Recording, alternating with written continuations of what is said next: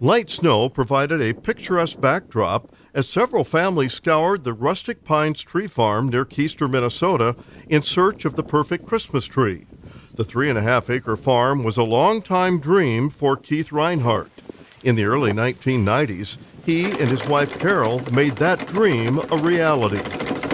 Growing up an outdoorsman, hunting, fishing, hunting for mushrooms, things like that, I just had an appreciation for the outdoors and all the wildlife that's associated with it. So, I just always decided I wanted to have a Christmas tree farm and had that dream for many years. So we actually bought this property in the fall of '91 and we planted our first trees in the spring of '93. We moved on to the site in '92 and my wife and I got married that year, and so we planted our first trees in the spring of '93. Unlike most Minnesota crops, Christmas trees can take years to grow to a harvestable size.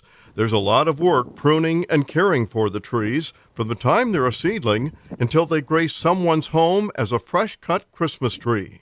If we plant a 3 or 4-year-old transplant, so it's about 12 to 18 inches tall, pine trees we can get to market in about 5-6 years, 5 to 7. Spruce trees take a little bit longer than that. They're probably like 7 or 8 years on an average spruce. They're different varieties, so they grow at different rates. When we get to fir trees, the balsams grow fast like a pine. So we can get a balsam to market in about 6-7 years as well. But Fraser firs and Canaan firs, which is a cross between a Fraser and a balsam, very slow growing. It takes us 12, sometimes 14 years to get a tree into that 7-foot range. Reinhardt says choosing the right Christmas tree can be a very personal experience. He says customers sometimes spend hours in search of just the right tree. For the Reinhardts, much of their enjoyment comes from seeing families come back year after year. Well, we stress a family experience here. So we want you to bring grandma and grandpa and bring the kids, the grandkids. And we oftentimes have groups of 3, sometimes 4 vehicles full of people coming together. And that's the fun part. And we're normally too busy to be out there with them unless they have questions or things like that. But we can hear them.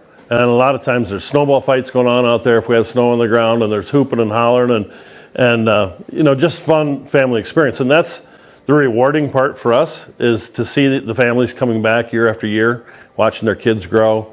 And we've been doing this long enough, we're actually into a 3rd generation now. Reinhardt says there are getting to be fewer Christmas tree farms in the region.